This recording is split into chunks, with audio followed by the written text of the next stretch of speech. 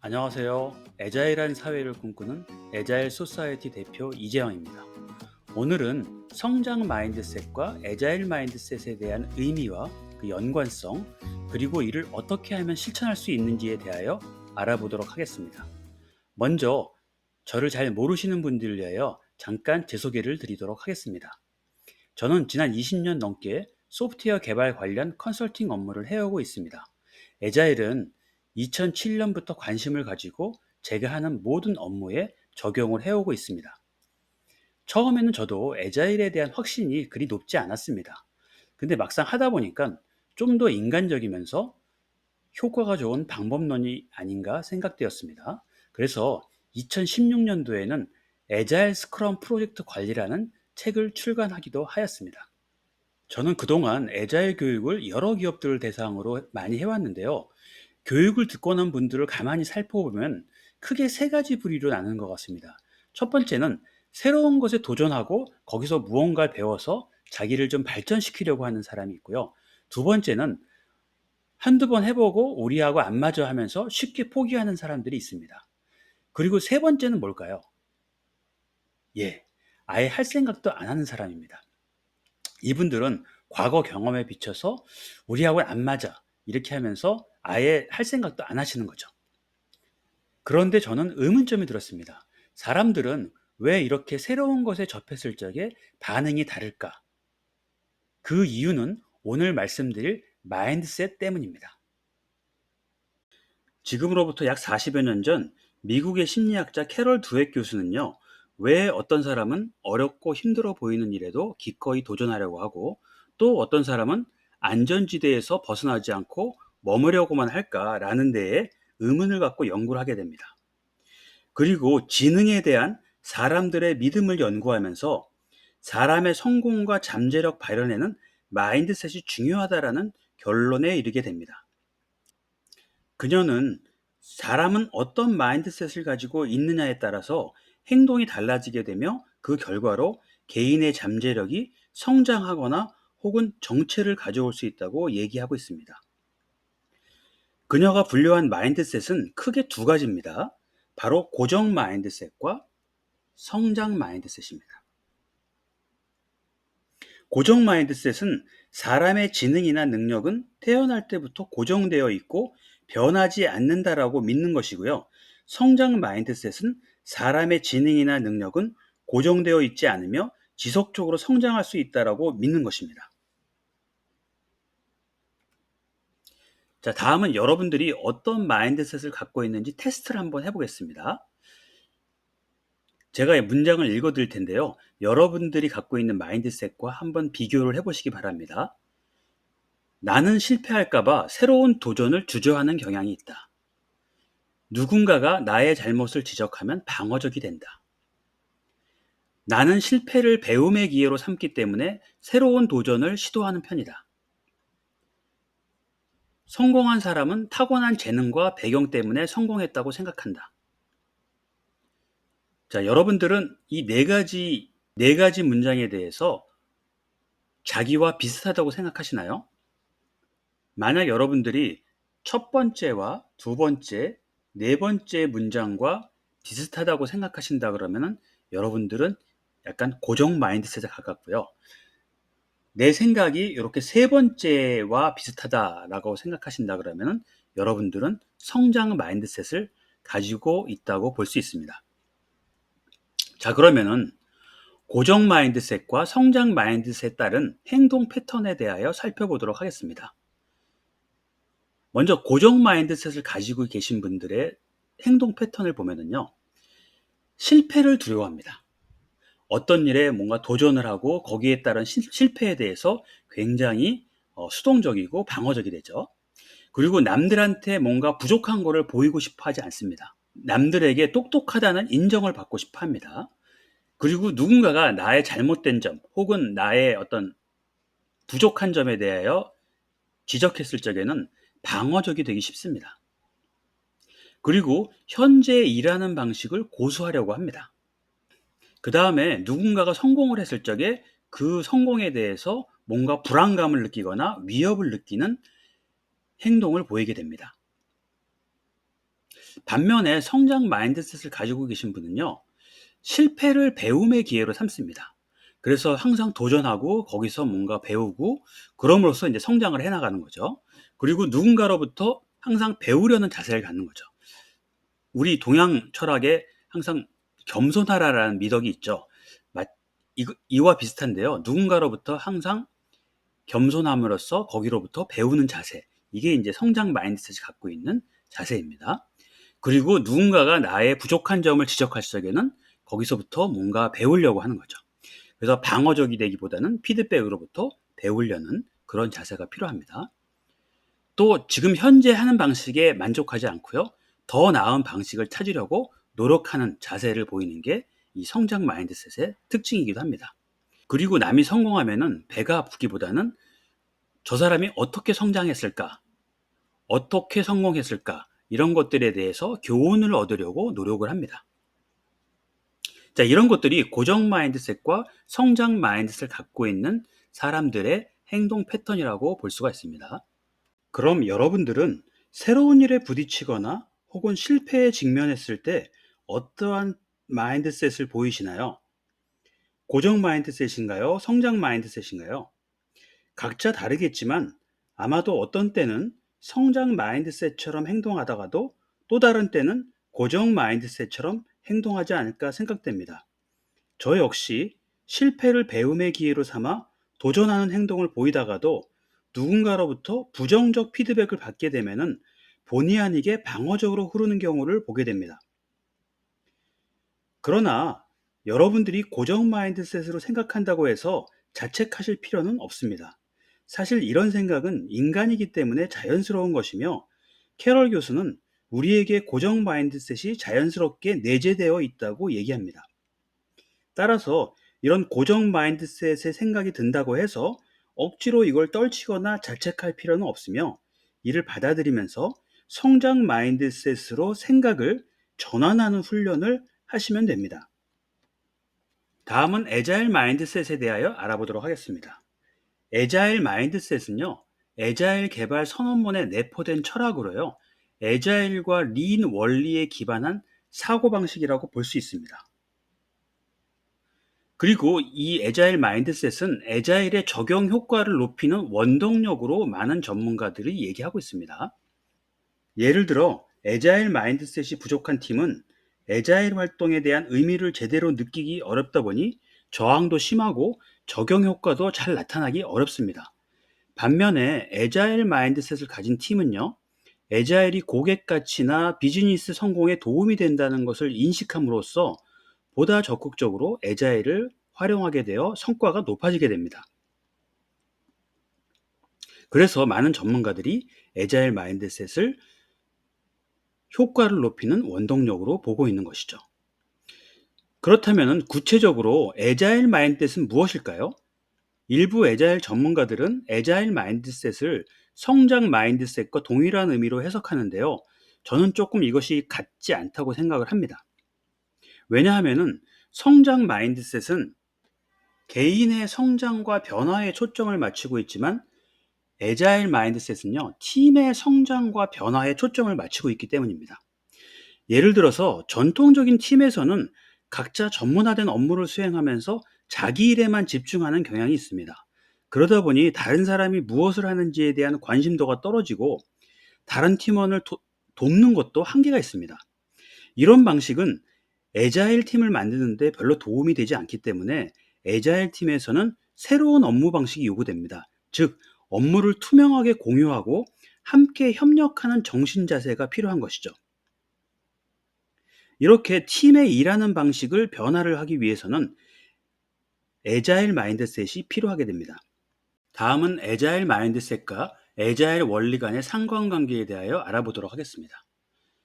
자, 애자일 개발 선언문 중에 이런 문장이 있습니다. 동기가 부여된 개인들 중심으로 프로젝트를 구성하라. 그리고 그들이 필요로 하는 환경과 지원을 주고 그들이 일을 끝내리라고 신뢰하라. 조금 말이 어렵죠? 이 문구의 이제 핵심은 뭐냐면요. 일을 할 때 사람들의 동기부여가 굉장히 중요하고, 그리고 그 동기부여된 사람들에게는 필요한 환경과 지원을 해주면은 그들이 최선을 다해서 일을 한다. 이런 문구거든요. 근데 이제 현실에서 이 원리를 실천하기 위해서는 Y이론 관점의 마인드셋이 요구됩니다. Y이론이라는 건요, 동기부여 이론에서 나오는 건데요.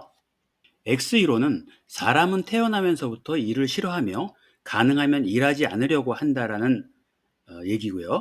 그다음에 Y이론은 사람은 적절한 동기부여가 부여된다면 스스로 최선을 다하려고 노력한다라는 이론입니다. 그래서 XY 이론이라고 해서 동기부여 이론으로 많이 알려져 있습니다. 그런데 실제 구성원들이 X이론 마인드셋을 갖고 있다 그러면은 이러한 애자일 원리를 현실에서 실천하기가 어렵습니다. 반면에 구성원들이 Y이론을 가지고 있다 그러면은 이런 원리를 현실에서 실천할 수가 있는 거죠. 그래서 어떠한 마인드셋을 가지고 행동하느냐에 따라서 애자일을 원활히 적용할 수 있거나 혹은 할 수 없게 됩니다.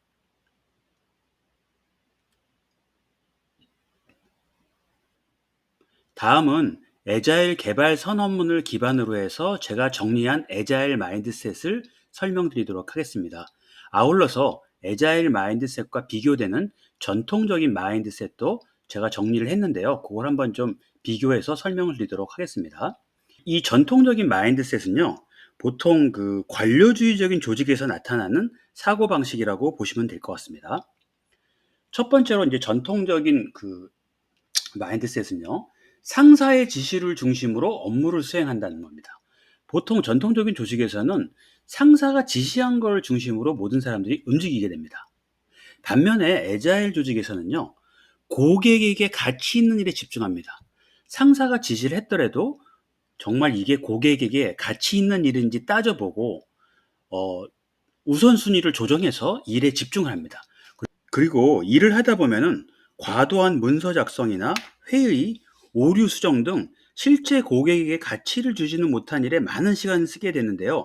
애자일에서는 이런 활동에 대한 시간을 최대한 줄이고 업무 우선순위 관리를 통해서 실제 고객에게 가치를 주는 활동에 집중하는 자세를 가져야 합니다.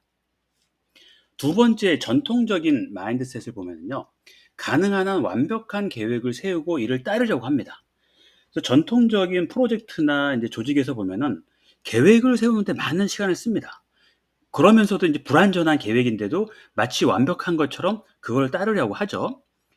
반면에 애자일에서는요, 계획을 따르기보다는 비즈니스 변화에 적응하는 것을 굉장히 중요하게 생각합니다.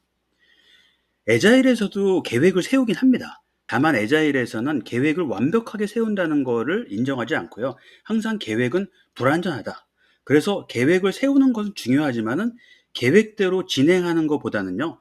고객 요구라든지 비즈니스 변화에 따라 유연하게 대응하는 자세가 필요합니다. 애자일에서는요. 고객에게 최신의 가치 있는 제품이 전달될 수 있도록 주기적으로 장단기 계획을 조정합니다. 세 번째는요. 전통적인 조직에서는 현재의 일하는 방식을 고수하려고 합니다. 반면에 애자일 조직에서는 새로운 시도를 통하여 현재보다 더 나은 방법을 찾으려고 노력을 합니다. 성장 마인드셋에서도 이미 언급한 바 있지만 현재의 일하는 방식을 고수하기보다는 주기적으로 새로운 시도를 함으로써 현재보다 더 나은 방법을 찾는 것이 업무의 효율성을 높일 수가 있습니다. 물론 새로운 시도가 성공할 수도 있고 실패할 수도 있지만 실패해서 배운다는 자세로 도전하는 자세가 바로 애자일 마인드셋입니다. 네 번째 전통적 마인드셋은요. 사람은 일하는 것을 싫어하므로 명령과 통제가 필요하다라는 자세입니다. 앞서 말씀드린 것처럼 X이론 관점에서 사람들을 바라보게 됩니다. 반면에 애자일 마인드셋으로 바라보게 되면요. 적절한 동기가 부여된다 그러면 사람은 스스로 최선을 다하려고 노력한다라는 관점으로 보게 됩니다. 이 전통적인 조직에서는 직원 관리를 X이론으로 보는 경향이 있다 보니까요. 물질적인 동기부여에 집중하고 모든 직원들을 통제하려는 경향이 있습니다. 하지만 애자일에서는 물질적인 동기보다 물질적인 동기부여보다는요. 내재적 동기부여가 상대적으로 더 중요하다고 생각을 합니다. 그래서 애자일 리더 같은 경우는 사람들에게 내재적 동기부여를 가질 수 있도록 항상 노력해야 하며 그들이 최선을 다해서 일할 수 있는 업무 환경을 만들어주는 정신 자세가 요구됩니다. 다섯 번째로 전통적인 조직에서는요, 업무 공유 및 협력보다는 나의 일이 우선입니다. 전통적인 조직에서는 각자 전문화된 업무를 수행하다 보니까 자기 일에만 집중을 하게 됩니다. 그리고 다른 사람이 무엇을 하는지에 대한 관심도가 떨어지고 다른 팀원을 돕는 것도 한계가 있습니다. 하지만 우리가 제품 개발은 혼자서 할 수 있는 것은 없습니다. 그래서 다양한 기능을 가진 사람들이 협력해서 만들어내는 게임이라고 할 수 있습니다. 그래서 구성원들이 업무 진행 상황을 투명하게 공유하고 상호 협력할 때 성과가 높아집니다. 그래서 이런 마인드셋을 가져야지만 애자일 팀이 원활하게 잘 작동될 수가 있습니다. 여섯 번째로 전통적인 조직에서는요, 다른 사람과 소통하는데 많은 시간을 쓰는 것은 낭비로 봅니다. 반면에 애자일 조직에서는 다양한 사람들과 소통하고 항상 배우려는 자세를 갖습니다. 전통적인 조직에서는요, 고객이라든지 동료라든지 혹은 외부 커뮤니티 사람들과 소통하는 거를 시간을 낭비하는 거로 생각하는 경향이 많습니다. 그러다 보니까 옛날 같은 경우는 회사 와서 누구하고 얘기하고 이런 것들도 굉장히 통제를 해왔죠. 뭐 지금이야 이제 별로 그렇게 하지 않지만요. 하지만 창의적인 아이디어는 혼자서 골똘히 생각했을 때 나오기보다는요, 다양한 사람과 소통하였을 때 나오기 쉽습니다. 비즈니스 담당자라든지 엔지니어, 고객, 디자이너, 마케터 등 다양한 구성원들과 서로를 존중하면서 배우려는 자세를 가지고 자주 소통하는 것이 창의적인 아이디어는 물론 업무 성과를 높인다는 믿음이 요구됩니다.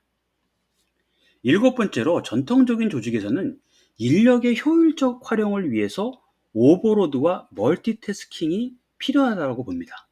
반면에 애자일 마인드셋에는요, 오버로드와 멀티태스킹을 최소화하는 것이 오히려 성과를 높인다는 반대되는 견해를 갖고 있습니다. 전통적인 조직에서는요, 사람에게 동시에 여러 일을 주어 과도한 업무로드를 주는 경우가 많습니다. 이는 한 사람에게 많은 일을 맡겨서 업무 효율성을 극대화하려고 하는 것이죠. 하지만 동시에 한 사람이 여러 프로젝트에 투입될 경우 업무 전환 시 발생되는 시간 낭비로 인해서 실제 프로젝트 속도가 느려집니다.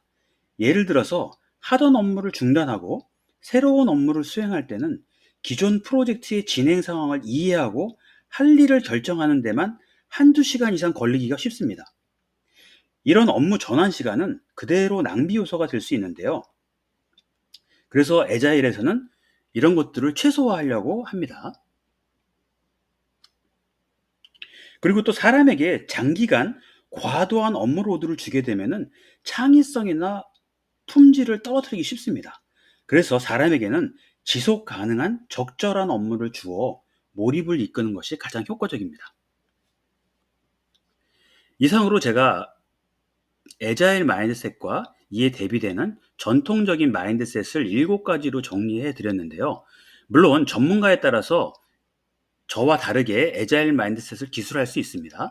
하지만은 관통하는 중심 철학은요, 상호 간 존중과 소통, 업무 공유와 협력, 변화에 대한 적응, 지속적인 프로세스 개선이라고 할 수 있습니다. 결론적으로 애자일 적용에 대한 효과를 높이기 위해서는 성장 마인드셋과 애자일 마인드셋 두 가지를 모두 갖는 게 필요합니다. 만약에 성장 마인드셋을 가진 개인이라 그러면은 애자일 마인드셋을 추가로 갖는 것은 그리 어렵지 않기 때문에 먼저 성장 마인드셋으로 변화하려는 노력을 권장을 합니다. 그러면 우리가 어떻게 하면은 고정 마인드셋과 전통적 마인드셋에서 벗어나 성장 마인드셋과 애자일 마인드셋으로 변화할 수 있을까요? 캐럴 교수는 외과 수술처럼 어느 날 갑자기 고정 마인드셋에서 성장 마인드셋으로 변화하기는 어렵다고 합니다. 고정 마인드셋은 우리 머릿속에서 자연스럽게 드는 생각이며 이를 부정하거나 회피하기보다는 그것을 인정하고 성장 마인드셋으로 변화할 수 있도록 훈련하는 것이 필요하다고 얘기하고 있습니다. 그래서 성장 마인드셋을 실천하는 방법에 대하여 다음과 같은 4단계를 제시합니다. 첫 번째는요, 인정입니다.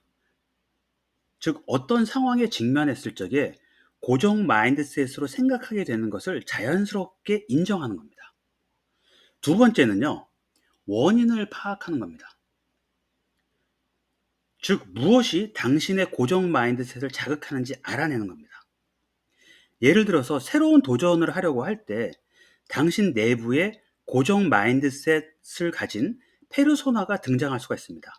자, 여기서 페르소나라는 거는 심리학에서 자아라고 얘기합니다. 그러니까 나의 어떤 또 다른 자아죠, 내면에.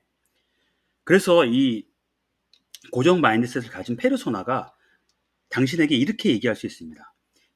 너는 이 일을 할 능력이 안 돼. 하다가 실패할 거야. 이렇게 얘기할 수 있게 됩니다. 그래서 어떤 때에 이러한 고정 마인드셋을 가진 페르소나가 나타나는지 이것들을 파악을 하는 겁니다. 세 번째는요, 명명입니다. 즉, 고정 마인드셋 페르소나에 이름을 붙이는 겁니다. 그러니까 예를 들어서 어떤 일에 실패하거나 좌절할 때 당신에게 나타나는 페르소나가 있습니다. 즉, 고정 마인드셋을 가진 페르소나죠. 그래서 그 사람에 대해서 이름을 붙이는 겁니다. 그러니까 예를 들어 X라고 하다든지 아니면 겁쟁이 이재왕이라고 한다든지 이런 식으로 해서 명명을 하라는 얘기죠. 그 다음에 네 번째는 교육과 동행을 하라는 겁니다. 즉, 내 내면에 나타나는 어떤 겁쟁이 나에 대해서 설득을 하고 그 다음에 훈련시키는 거죠.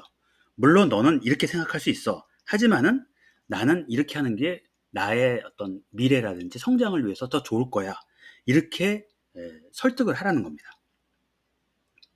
그래서 캐럴 교수는 고정 마인드셋 페르소나는 우리를 안전하게 보호하기 위해서 자연스럽게 나타난 것이므로 이거를 무조건 나쁘게만 봐서는 안 된다는 것을 강조를 하고 있습니다. 고정 마인드셋으로 생각하는 내면의 자아에게 성장 마인드셋으로 생각하는 것이 더 좋은 방법이라고 설득하는 겁니다. 이런 훈련을 자주 하다 보면은 자연스럽게 성장 마인드셋을 유지할 수 있다고 합니다.